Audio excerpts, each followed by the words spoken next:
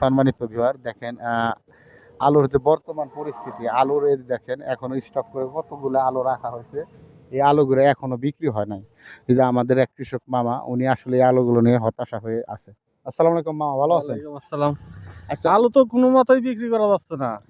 আচ্ছা, এই যে এই আলু বর্তমান বাজার কিরকম? আলু বর্তমান 15 টাকা 16 টাকা আলু।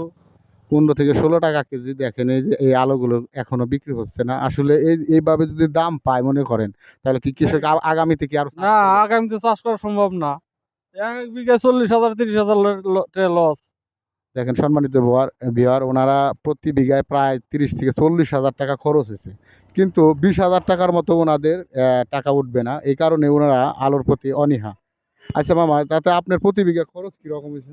তো প্রতি বিঘায় তো এবার 50,000 60,000 টাকা খরচ হয়েছে।